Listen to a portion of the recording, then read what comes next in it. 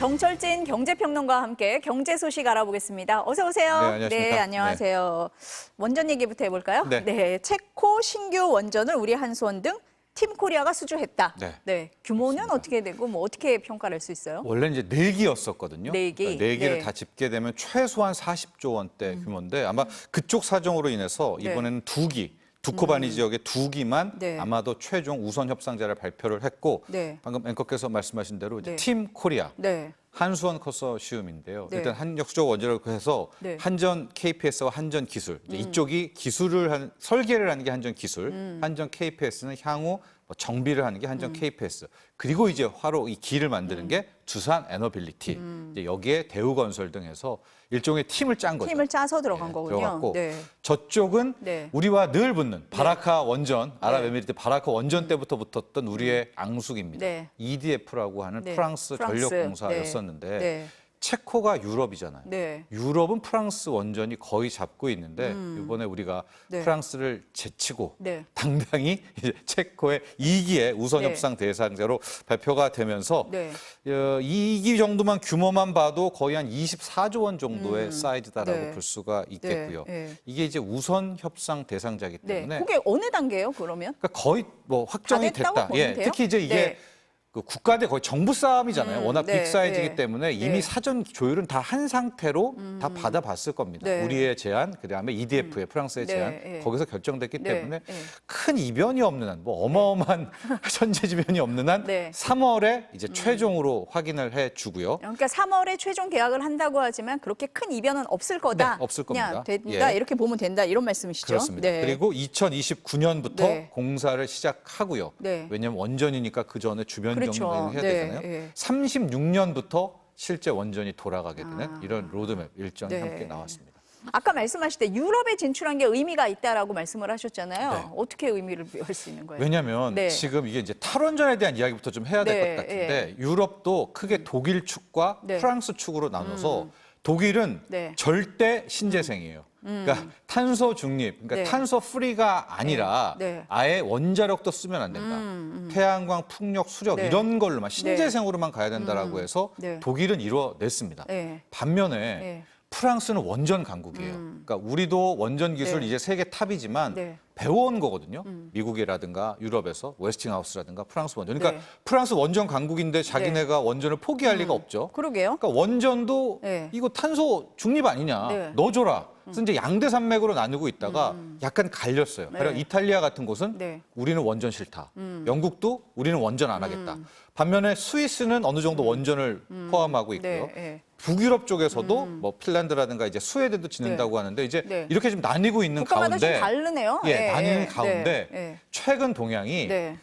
아무리 신재생으로 좀 해봤더니 그러니까 네. 태양광, 풍력, 수력으로만 해봤더니 네. 전기요금이 너무 올라가는 거예요. 그래서 이제 유럽의 상당수 국가들도 네. 마음을 바꿔서 다시 이렇게 예, 가고 우리도 있어요? 원전할래, 네. 원전할래. 그래서 이번에 이제 유럽을 뚫었다라는 네, 그 의미가 네, 뭐냐면 네. 체코를 우리가 따오면 네. 그동안에 유럽의 일감이 있으면 네. 프랑스가 다 했을 거 아닙니까? 네. 근데 이제 프랑스 외에도 한국이 있다라고 알려져서 네. 다음에 지금 원전을 또 계약할 나라들이 줄을 서 있어요. 아 그래요? 폴란드가 이미 2기, 루마니아가 네, 네. 또 대기하고 있고요. 네. 스웨덴도 우리도 원전할래. 네. 그리고 그동안에 원전이 하나도 없었던 영국마저 네. 지금 거의 높은 전기요금 때문에 고생하잖아요. 네. 영국도 우리도 원전할래.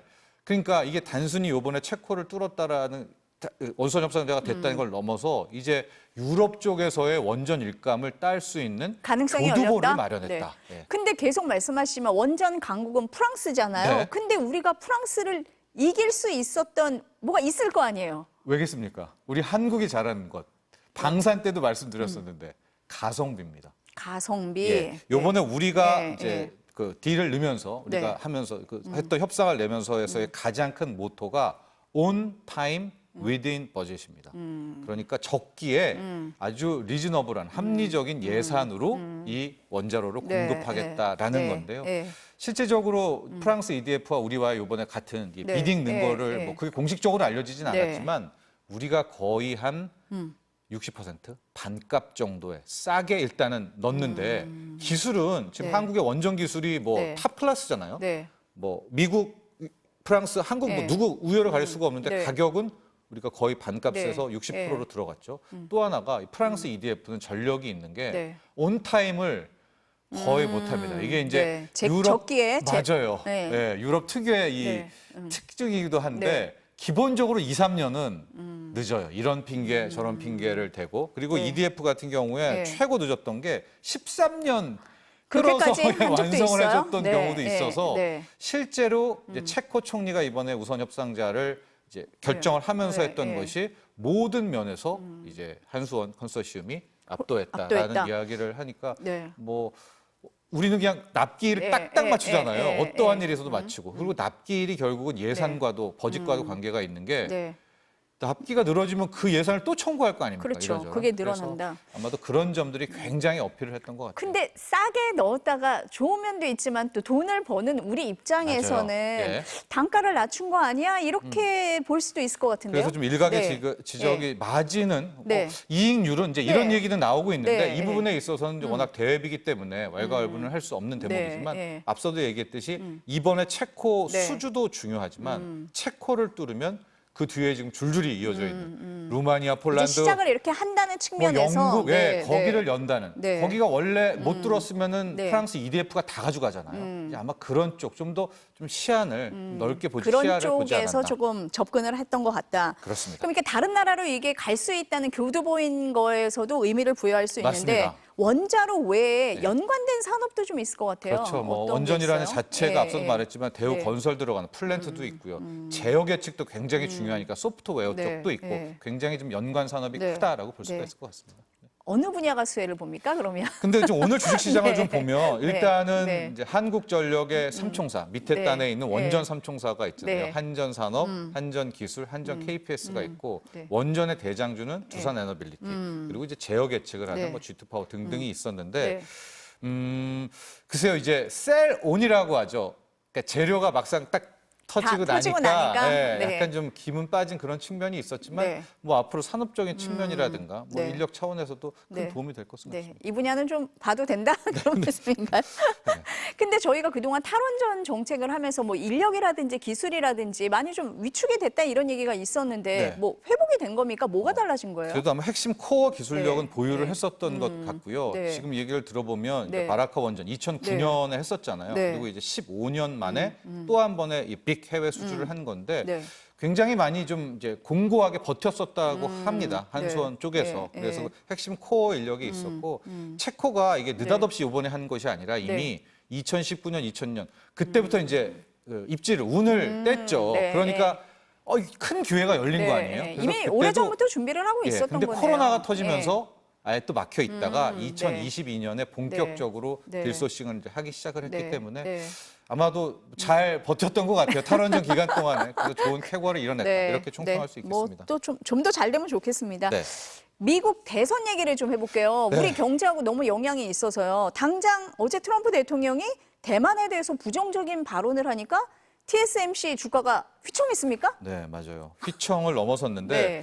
실은 지난 주말에 사건이 터졌잖아요. 그리고 원래 화요일 날 좀 걸었었어야 되는데 네. 월, 화, 수, 네. 목 지금 4일 나흘 동안에 네. 아주 진짜 뭐 엄청난 일들이 펼쳐지고 있거든요. 네. 이런 거 같아요. 시작부터 네. 좀 해야 될 텐데 네, 반도체긴 네, 한데 네. 처음에 네. 트럼프가 되면서 가장 먼저 타격을 받았던 것이 전기차, 2차 전지, 네. 신재생 에너지입니다. 네. 지금 또 한 명의 트럼프도 트럼프지만 네. 부통령으로 이제 임명했던 JD 벤스. 벤스 같은 네. 후보도 네. 판박이고요. 더하면 더했지 덜하지 않거든요. 네. 벤스 부통령 후보는 네. 전기차 자업 박살내야 되고 오히려 내연기관차를 산 사람한테 $7,500씩 과거 회기입니까 지금? 보조금 줘야 네, 된다. 네. 태양광 풍력 때문에 우리 네. 에너지 체계가 망가졌기 때문에 네. 값싸고 좋은 석유 석탄이 있는데 왜 그딴 거를 하느냐? 쓰느냐 네. 하고 또 하나의 두 번째 타겟이 중국입니다. 중국에 대한 미움은 트럼프는 약간 비즈니스적인 미움이잖아요. 네. 근데 이 벤스 부통령 후보는 네. 정말 뼛속 깊은 중국에 대한 아 그렇습니까? 증오예요. 그러니까 네. 이제 이 둘이 이제 네. 하게 되면서 줄줄이 이제 신재생, 태양광 풍력 주가가 폭락, 그다음에 2차 전지 국내 증시 다 네. 폭락, 네. 전기차 산업은 또 폭락인데 그중에 네. 테슬라는 또 약간 친분으로 테슬라와 일론 머스크가 지금 후원금 낸다 하고 뭐 이러니까 뭐 그런가요? 매달 네, 620억씩이요. 네, 630억씩 네, 내지 않습니까? 네. 그러니까 둘은 또 되니까 테슬라 주가만 좀 오르고 테슬라만 예외고. 이러다가 네, 네.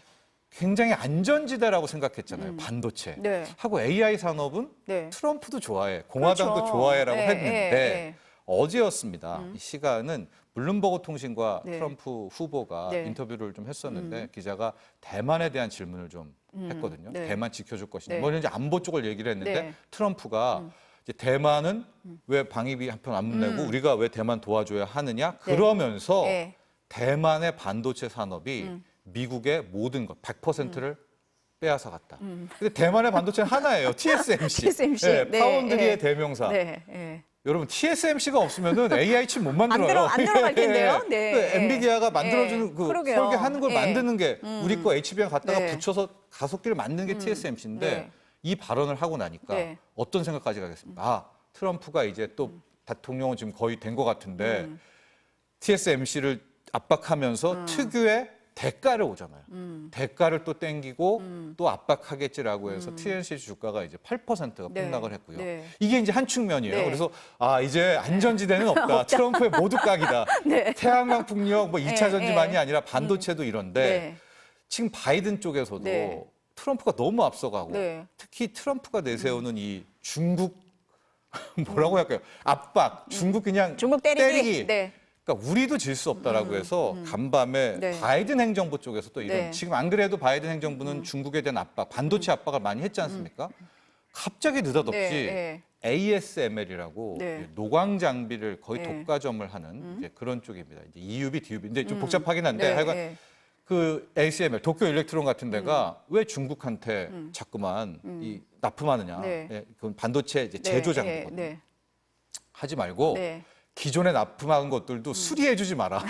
그러면은 너네 혼난다라고 얘기를 네. 하니까 이제 네. 바이든 ASML이라는 네. 이제 여기는 을이지만 반도체 장비 업체지만은 갑입니다. 워낙 독점을 네, 하고 네. 있기 때문에. 그러니까 ASML이 13%가 폭락을 하니까 네.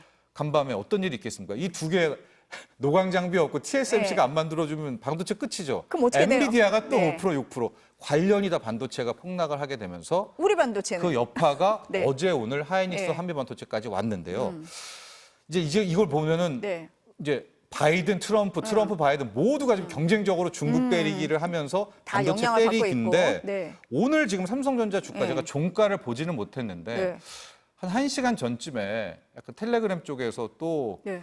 이제 찌라시성, 그러니까 뭐가 정보지성으로 돕니까? 네, 예, 삼성전자? 삼성전자가 네. 드디어 네. HBM3 8단 테스트 12단 통과했대요? 또그 엔비디아 퀄테스트 통과했다는 네, 루머가 또 돌아왔어요. 이게 루머인지 아닌지 모르겠는데 네, 네. 그래서 삼성전자는 지금 주가가 아마 제가 종가 못 봤습니다만 네. 꽤 회복을 한 것 같거든요. 네. 이제 요거 이제 그 이제 공시 들어가고 네, 이제 네. 답변을 하겠죠. 네, 질문 네. 공시 들어가게 되면 그래서 네.